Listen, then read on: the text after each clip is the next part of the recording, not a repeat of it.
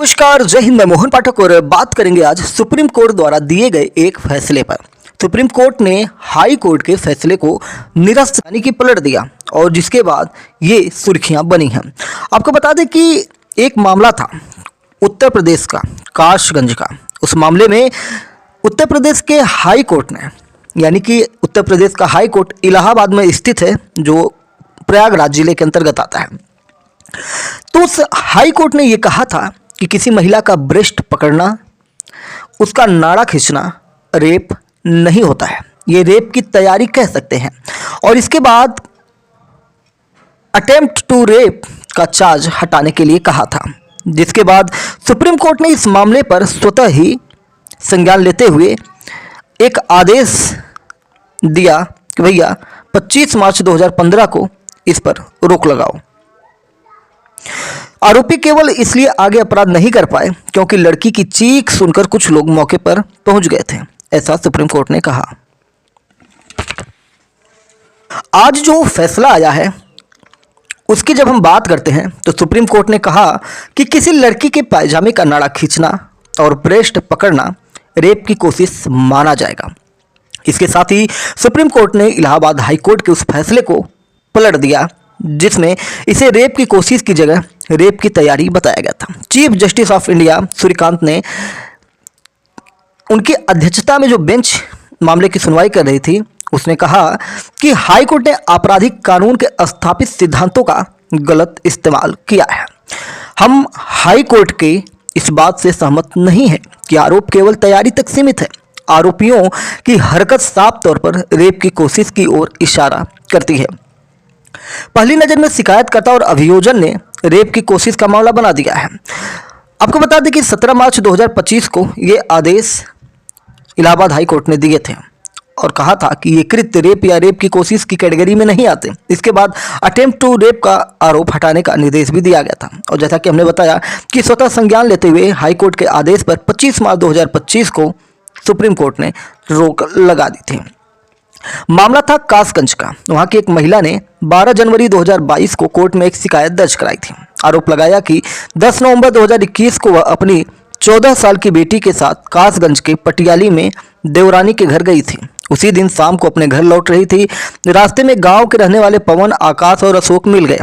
पवन ने बेटी को अपनी बाइक पर बैठाकर घर छोड़ने की बात कही। मां ने उस पर भरोसा करते हुए बाइक पर बैठा दिया, लेकिन रास्ते में पवन और आकाश ने लड़की के प्राइवेट पार्ट्स को पकड़ लिया। आकाश ने उसे पुलिया के नीचे खींचने का प्रयास करते हुए उसके पायजामे की डोरी तोड़ दी।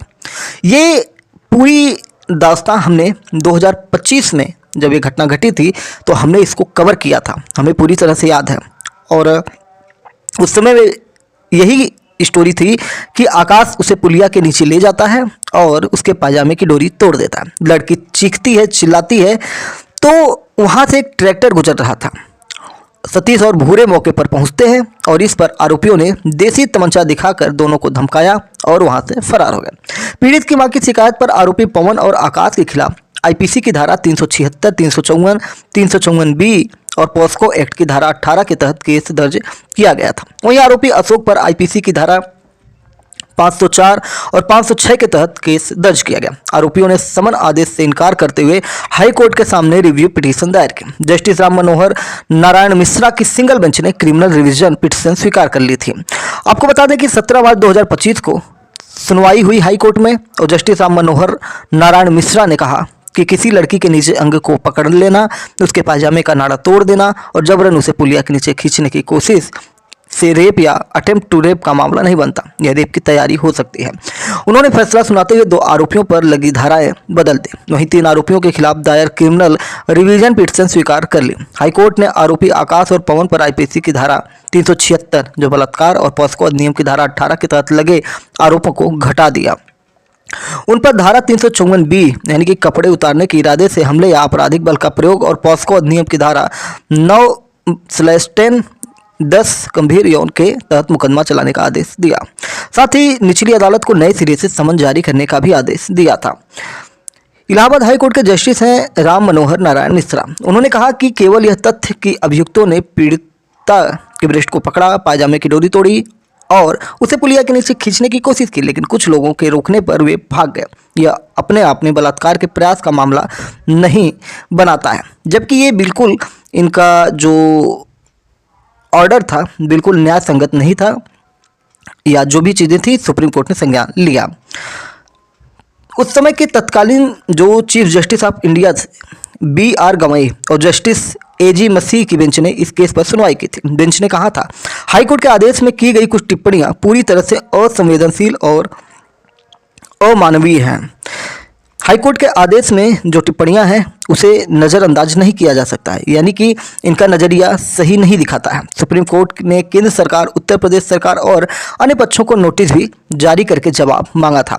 मामले पर 8 दिसंबर 2025 को सुनवाई करते हुए कोर्ट ने सख्त टिप्पणी की थी। कोर्ट ने कहा था, हम सभी हाईकोर्ट के लिए विस्तृत गाइडलाइन जारी कर सकते हैं। ऐसी टिप्पणियां पीड़ित पर चिलिंग इफेक्ट यानी भयावह प्रभाव डाल सकती है और कई बार शिकायत वापस लेने जैसे दबाव भी पैदा करती है। अदालतों को, विशेषकर हाईकोर्ट को, फैसले लिखते समय और सुनवाई के दौरान ऐसी दुर्भाग्यपूर्ण टिप्पणियों से हर हाल में बचना चाहिए। यानी कि फैसला लिखिए लेकिन ऐसी कोई टिप्पणी न करिए कि जिससे कि पूरा जो कानूनी सिस्टम है वो पूरा बदल जाए। एक्ट को घटाने की बात हाईकोर्ट इलाहाबाद ने की थी। वो अधिनियम की धारा 18 क्या है, आइए हम थोड़ा जानने की कोशिश करते हैं कि पॉक्सो एक्ट में धारा 18 के प्रावधान क्या है। इसमें प्रावधान ये है कि जो कोई इस अधिनियम के अधीन दंडनीय किसी अपराध को करने का प्रयास करता है या किसी अपराध को करवाता है और ऐसे प्रयास में अपराध कारित करने के लिए कोई कार्य करता है, वह अपराध के लिए उपबंधित किसी प्रकार के किसी ऐसी अवधि के कारावास से जो यथास्थिति आजीवन कारावास के आधे तक का हो सकेगा, या उस अपराध के लिए उपबंधित कारावास की अधिकतम अवधि के आधे तक का हो सकेगा, या जुर्माने से या दोनों से दंडनीय होगा। शब्द प्रयत्न का साधारणतया तात्पर्य ऐसे कृत्य के साथ संयोजित आशय है जिसमें आशयित चीज का अभाव हो। इसे किसी कृत्य को करने के प्रयत्न जो मात्र तैयारी के परे कारित करता है होगी कि जो इसे कारित किया गया हो परंतु निष्पादन का अभाव हो के रूप में वर्णित किया जा सकता है। अपराध कारित करने का आशय के अपेक्षित तत्व दांडिक विधि में अपराध कारित करने का आशय अपराध कारित करने के प्रति किए गए कृत्य के साथ होता है। अपराध को पूरा करने का प्रयास अथवा प्रयत्न जो उसकी मात्र तैयारी अथवा योजना बनाने से अधिक की कोटि में आता है, जिसे यदि साबित न किया गया हो प्रयत्न किए गए कृत्य की संपूर्ण समाप्ति से परिणामित होगा, परंतु जो वास्तव में पक्षकार की अंतिम इच्छा को पूरा करने में सफल नहीं होता है। अपराध कारित करने के प्रयत्न के अपेक्षित तत्व ये हैं। उसे कारित करने का आशय, उसके कारित करने के प्रति प्रत्यक्ष कृत्य, पूर्णता की असफलता और कारित करने की अभिव्यक्ति संभावना। यानी कि बलात्संग कारित करने का पर्याप्त साक्ष्य बलात्संग कारित करने का प्रयत्न भी गंभीर अपराध होता है। यानी कि अगर बलात्कार करने की कोशिश की गई है तो वो भी बलात्कार की तरह ही देखा जाएगा। यहाँ पर अपराधी अपराध को पूरा करने के लिए प्रत्येक चीज करता है, परंतु कतिपय अपूर्वानुमानित घटना के कारण वह कृत्य को पूरा करने में विफल होता है, यानी कि वो ये कार्य कर नहीं पाता है। सबूत प्रस्तुत किया जाना है। पीड़ित अपराधी और अपराध स्थल पर उपलब्ध सभी साक्ष्य को एकत्र किया जाना चाहिए। वास्तविक मामले में चूंकि पीड़िता पर हमला किया जाता है इसलिए पर्याप्त साक्ष्य उपलब्ध होता है। इस पर उसी रीति में कार्यवाही की जाती है जैसे बलात्संग के मामले में की जाती है। पद प्रयत्न का निर्धारण जब कोई तैयारी के प्रक्रम पर पहुंचने के पश्चात प्रत्यक्ष कृत्य कोई अपराध कारित करने के आशय से किया जाता है, यद्यपि आशयित अपराध वास्तविक रूप में कारित किया जा सके अथवा नहीं, प्रयत्न के रूप में कहा जा सकता है। किसी महिला पर अश्लील हमले का आशय अथवा अभिव्यक्ति बलात्संग के प्रयत्न की कोटि में तब तक नहीं आता है जब तक अभियुक्त का सभी स्थितियों में और प्रतिरोध के बावजूद अपने आवेश को संतुष्ट करने के लिए दृढ़ संकल्प को साबित नहीं कर दिया जाता है। ऐसा अपमानजनक कृत्य करने के लिए पति के द्वारा मात्र प्रयत्न पत्नी के प्रतिकूलता की कोटि में आएगा और पत्नी क्रूरता के आधार पर विवाह विच्छेद के लिए अपने पति के विरुद्ध वाद दाखिल कर सकती है, परंतु यह बलात्संग की कोटि में नहीं आएगा यदि वह अपने प्रयत्न में सफल नहीं होता है।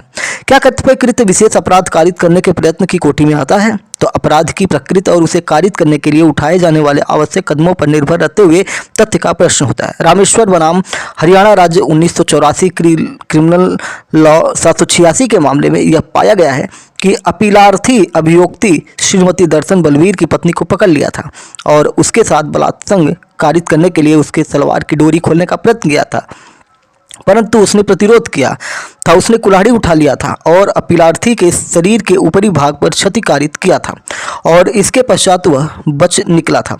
अपीलार्थी ने अभियोक्त्री के द्वारा पहने गए सलवार की डोरी खोलने का प्रयत्न किया था, परंतु वह ऐसा करने में विफल हुआ था। अपीलार्थी की ओर से कोई अन्य कृत्य नहीं है। यदि ऊपर उद्धृत मामले में न्यायमूर्ति पैटसन के अधिमत को अनुसरित किया जाता है, कोर्ट अभियोजन मामले में यह नहीं देख सकता है कि अभियुक्त सभी स्थितियों में लैंगिक समागम कारित करने के लिए दृढ़ संकल्प था, क्योंकि जो ही अभियुक्ति के द्वारा उस पर कुल्हाड़ी से प्रहार किया गया था त्यों ही वह भाग निकला था। बलात्संग कारित करने के प्रयत्न के आधार अपराध के लिए अभियोजन को यह साबित करना चाहिए कि वह तैयारी के प्रक्रम के परे गया है।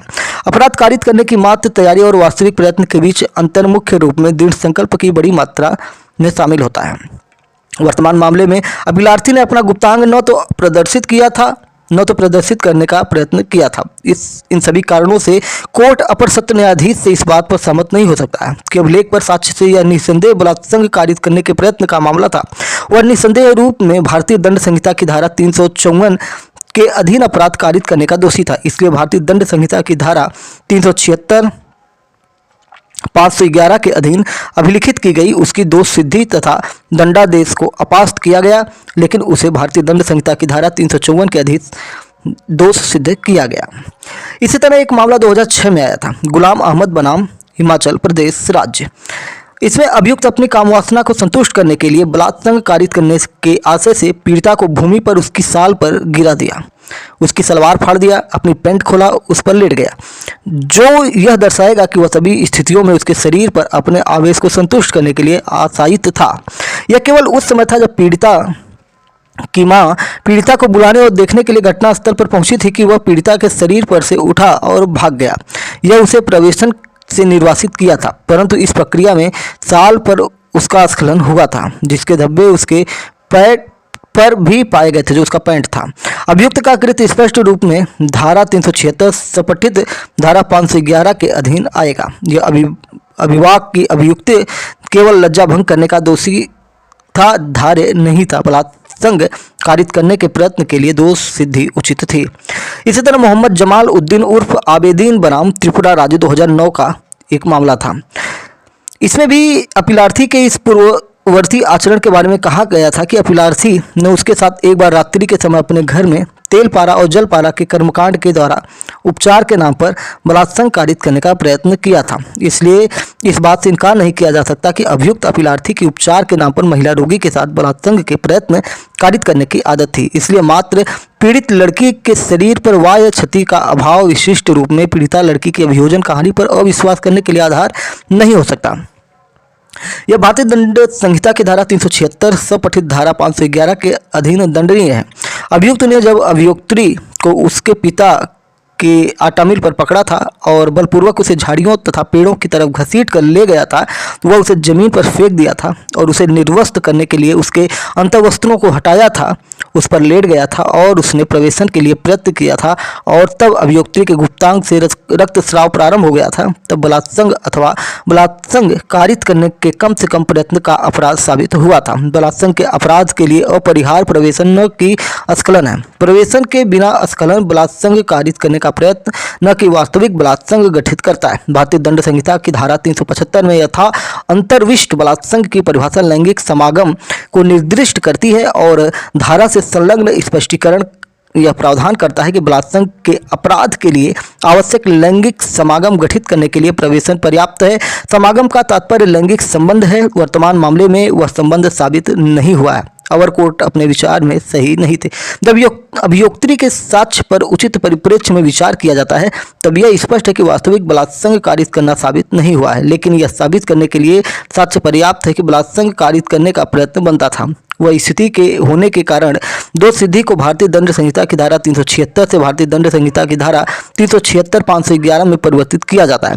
3.5 वर्ष का रक्षित दंडादेश न्याय के उद्देश्यों को पूरा करेगा। अभियुक्त जो जमानत पर है अपने अवशेष दंडादेश को भुगतने के लिए अभिरक्षा में आत्मसमर्पण भी करेगा। कमल कुमार बनाम हिमाचल प्रदेश राज्य की बात करें तो अभियोजन मामला यह था कि अभियुक्त अभियुक्त्री अवयस्क लड़की को झाड़ियों की तरफ ले गया था और उसका पायजामा उतारा था और अपने पुरुष जननांग को उसकी योनि पर रगड़ा था तथा इसे उसके मुंह में डाला था। अभियुक्त ने अपने कृत्य को प्रारंभ किया था और यह बलात्कार का अपराध कारित करने की कोटि में आता था, परंतु इस बीच में अभियुक्ती की मां के बुलाने के द्वारा बाधित किया गया और वह घटनास्थल से भाग गया। अभियुक्त अभियुक्त्री के साथ बलात्संग के प्रयत्न और लज्जा भंग करने का दोषी था। तो इस प्रकार से बहुत सारे मामले जो हैं भारत में हैं। उन्नाव बलात्कार मामले की तो बात ही छोड़िए, जिसमें कुलदीप सिंह सेंगर की सजा निलंबन हो गया था, उसको मतलब जमानत हो गई थी और जमानत को कहीं ना कहीं निरस्त कर दिया गया। यानी कि उन्नाव बलात्कार मामले में भाजपा के पूर्व विधायक कुलदीप सिंह सेंगर की सजा को निलंबित करने का दिल्ली हाईकोर्ट का हालिया आदेश उस तरीके के लिए समस्याग्रस्त है जिसमें उसने लोक सेवक शब्द की पाठ्य व्याख्या का पालन करते हुए अपराध की गंभीरता को नजरअंदाज किया और तुच्छ बना दिया। यानी कि कुलदीप सिंह सेंगर का मामला भी इसी तरह से हुआ था। ये मामला था 2017 का। उन्नाव बलात्कार का मामला एक साधारण अभियोजन नहीं है। यह अपराध पीड़िता द्वारा निरंतर सार्वजनिक विरोध प्रदर्शनों के बाद ही दर्ज किया गया, जिसमें मुख्यमंत्री के घर के बाहर आत्मदाह का प्रयास करने का एक कठोर कार्य भी शामिल था। सेंगर को 2018 में इलाहाबाद हाईकोर्ट के हस्तक्षेप के बाद ही गिरफ्तार किया गया था, जिसने कहा था मामले की परेशान करने वाली विशेषता यह है कि कानून और व्यवस्था मशीनरी और सरकारी अधिकारी सीधे लीग में थे और कुलदीप सिंह के प्रभाव में थे और जिसका असर आपने देखा था और इस पर हमने लगातार जो लेक्चर था लिया हुआ था। तो चलिए, जो मामला था सुप्रीम कोर्ट ने जो कहा उसको आपने समझ लिया। चैनल पर नए तो चैनल को सब्सक्राइब करके daily current affairs news analysis के लिए हमारे साथ जुड़ जाइए। जय नमस्कार, भारत माता की जय।